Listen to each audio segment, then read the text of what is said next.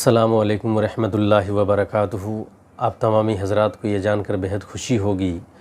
کہ ہم نے ایک چینل کی شروعات کی ہے جس کا نام اسلامی کنورسیشن ہے۔ اس چینل کو میں نے اس لیے شروع کیا ہے کہ آج کے دور میں میں دیکھ رہا ہوں کہ وہی زمانے جاہلیت پھر سے اود کر آیا ہے۔ اس زمانے میں بہت سے توہمات، بہت سے خیالات اور اتنے غلط عقیدے اور نظریات کو لوگوں نے پوری طرح سے سجا سنوار کر پیش کیا ہے کہ اگر سامنے والا اس کی باتوں کو سنتا رہے تو یقیناً وہ بھی ان چیزوں میں پڑھ کر وہ بھی دین اسلام سے دور ہوتا ہوا نظر آئے۔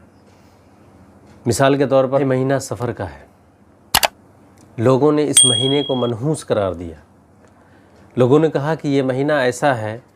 کہ اگر اس مہینے میں شادی کیا جائے، کپڑے پہنا جائے، اور اس مہینے کے خاص کر کے وہ 13 دن جس کو 13 تیزی بولا جاتا ہے، اس دن اگر لوگ کپڑا پہن لیں تو وہ بیمار ہوگا، اگر اس دن وہ اچھا کام کرے گا تو برا ہوگا، اس دن اگر وہ کوئی بھی کام اچھا کرے گا، نیک کام کرے گا تو وہ برا ہوگا۔ یہ لوگوں نے ایک عقیدہ گڑھ لیا، یہ موروثی عقیدہ بنا لیا۔ لہٰذا میرے دوستو، کہنے کا مطلب یہ ہے کہ کوئی مہینہ، کوئی وقت، کوئی دن برا نہیں ہے، سب اللہ تبارک تعالیٰ کا پیدا کیا ہوا ہے، خیر اور شر دونوں کا مالک ہے، اس لیے کہ شر کا بھی مالک ہے، خیر کا بھی مالک ہے، وہی بیماری کا بھی خالق ہے، وہی صحت کا بھی خالق ہے، ہر چیز کا خالق وہی ہے۔ تو ہمیں سب سے زیادہ یقین اپنے رب پر رکھنی چاہیے، اور رب کے کلام پر یقین رکھنا چاہیے، اور رب نے جو اپنے محبوب کو ہمارے لیے بہترین نمونے عمل بنا کر بھیجا ہے، اس پر سب سے زیادہ ہمیں اعتبار رکھنا چاہیے کہ میرے نبی نے کیا کہا، کس چیز کے متعلق کہا۔ اگر کہا میرے آقا صلی اللہ علیہ وآلہ وسلم نے کہ ہاں یہ چیز کرو تو بالکل کرو، اور جس چیز سے آقا صلی اللہ علیہ وسلم نے روکا ہے اس چیز سے رک جاؤ۔ یہ نہیں ہے کہ گھر میں بیٹھے بیٹھے اپنے عقیدے گڑھتے رہو اور لوگوں کے سامنے اس عقیدوں کو پیش کرو، جیسا کہ آج ہمارے درمیان جو بہترین سے جاہل بڑھیا مفتی بنی ہوئی ہیں، جو لوگوں کے درمیان غلط عقیدے اور تصورات پیش کرتی ہیں، اور کچھ کم علم رکھنے والے لوگ جنہوں نے غلط عقیدے اور نظریے کو لوگوں کے سامنے پیش کر کے دین کا قلع کما کر دیا ہے۔ اسی نظریے کو، اسی فکر کو، اسی سوچ کو، اسی توہمات و خیالات کو ملیا میٹ کرنے کے لیے، قلع کما کرنے کے لیے میں نے اس چینل کو آپ کے سامنے پیش کیا ہے۔ انشاءاللہ میں کوشش کروں گا کہ اس چینل کے ذریعے سے آپ کے جتنے بھی توہمات و فاسد خیالات ہیں وہ سب کے سب دور ہو جائیں، اور آپ بہترین انداز سے جو اسلام، یہ دین سچا پکا مذہب یہ کیا کہہ رہا ہے اور یہ دین کیا چاہتا ہے، اس کے مطابق آپ اپنی زندگی گزر بسر کریں۔ میرے دوستو، ماہ سفر اگر آپ دیکھیں تو ماہ سفر در حقیقت ماہ خیر ہے۔ اگر آپ ماہ سفر کا مطالعہ کریں تو ماہ سفر در حقیقت ماہ خیر ہے کہ یہ اسلامی سال کا دوسرا مہینہ سفر المظفر ہے۔ یہ مہینہ انسانیت میں زمانے جاہلیت سے ہی منحوس، آسمانوں سے بلائیں اترنے والا اور آفتیں نازل ہونے والا مہینہ سمجھا جاتا ہے۔ زمانے جاہلیت کے لوگ اس ماہ میں خوشی کی تقریبات، یعنی شادی بیاہ یا کپڑا نیا پہننا یا بچوں کے لیے کوئی اچھا شگن نکالنا، یہ ساری چیزیں قائم کرنے کو یہ منحوس سمجھتے تھے۔ اور قابل افسوس بات تو یہ ہے کہ یہی نظریہ نسل در نسل آج تک چلا آ رہا ہے،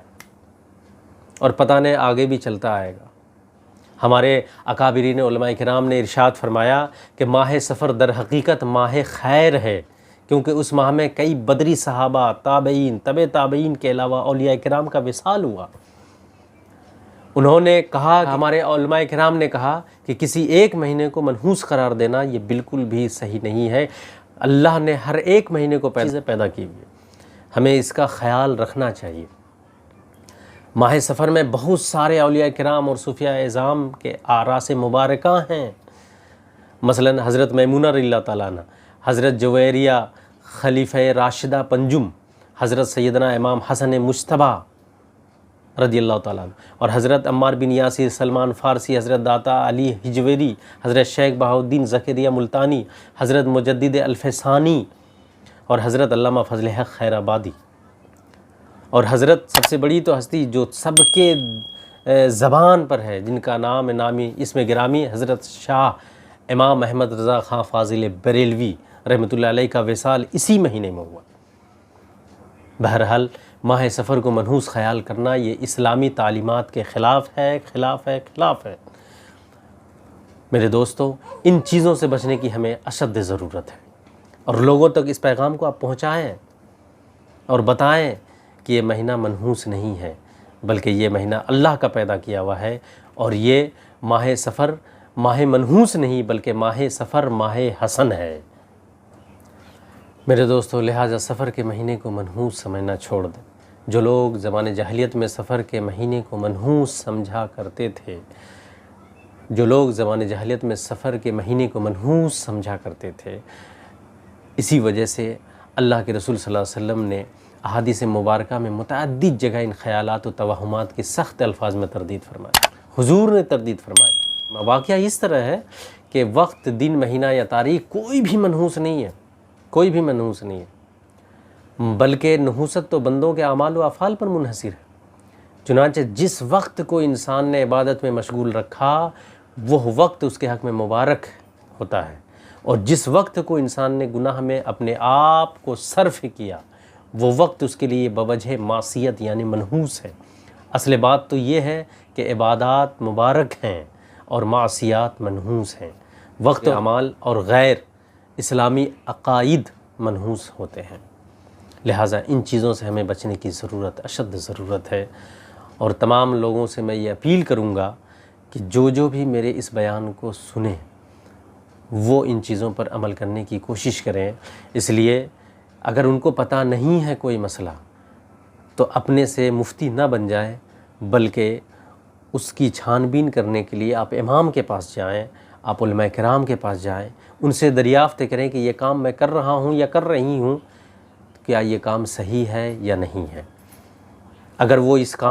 کام سے وہ روکے تو رک جائیے، اور اگر نہیں روکے تو آپ بے دھڑک اس کام کو کرنے کی کوشش کیجیے،